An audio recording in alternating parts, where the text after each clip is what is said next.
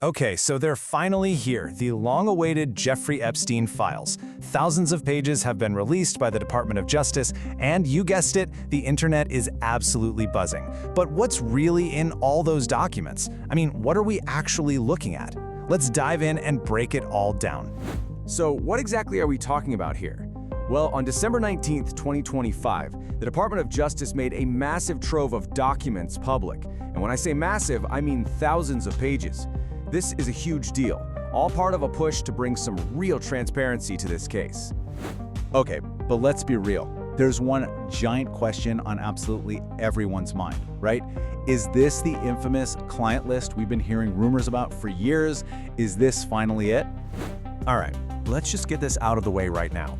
This is probably the most important thing to understand about this whole release. That idea of a single secret client list, it's just not what these documents are. And we need to talk about why. And look, don't just take my word for it. Experts, journalists, the people who've actually been digging through these files page by page, they all confirm it. The whole idea of one single neatly organized client list is basically a myth.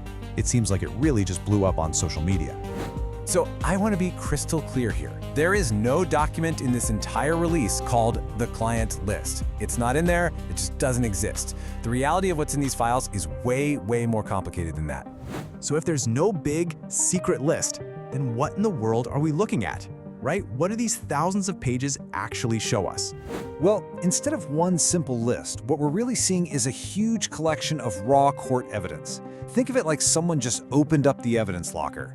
We're talking about photos of Epstein and his associate Ghislaine Maxwell. We've got these super detailed flight logs from his private jets, even partially redacted grand jury records. And on top of that, there are financial ledgers, evidence photos from the official investigations. It's the nitty-gritty stuff you'd find in any really complex legal case file.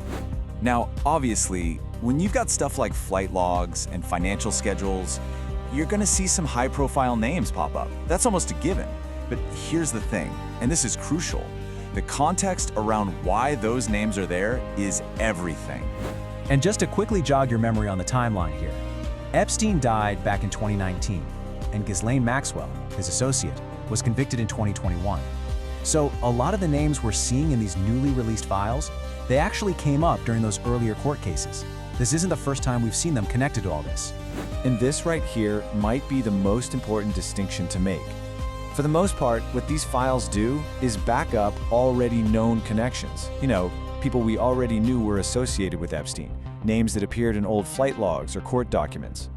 What these files do not have are brand new, fresh claims of wrongdoing against these people. So for instance, you're going to see names like former President Bill Clinton, but his name appearing in flight logs was already public knowledge. You'll see Prince Andrew mentioned, but again, it's all in the context of his associations that were already out there. Bill Gates is also named in flight logs and schedules. The key takeaway is that these documents are confirming connections we basically already knew about. They are not introducing new criminal charges.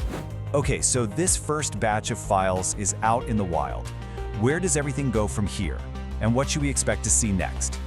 So, if you decide to go look through the files yourself, you're going to notice a lot of blacked out text. That's called redaction. And it's not some big conspiracy, it's done for very specific legal reasons. The main ones are to protect the identities of victims and to make sure they don't mess up any other active, ongoing investigations. And you gotta remember, this is not the end of the story, not by a long shot. This is just the first wave of documents. Officials have already said that we should expect more files to be unsealed and released over the next few months. And hey, if you want to skip all the commentary, mine included, and just see the primary sources for yourself, you absolutely can. The Department of Justice actually set up a public website with all the official documents. You can find it right at justice.gov/Epstein. So there you have it, the reality of the Epstein files. It's a lot less about some single bombshell list and a lot more about trying to piece together a very, very complicated puzzle from thousands of different documents. We definitely have more verified facts out in the open now, but this release also brings up a ton of new questions. So, now that this information is public, what do you think are the most important questions that still need answers?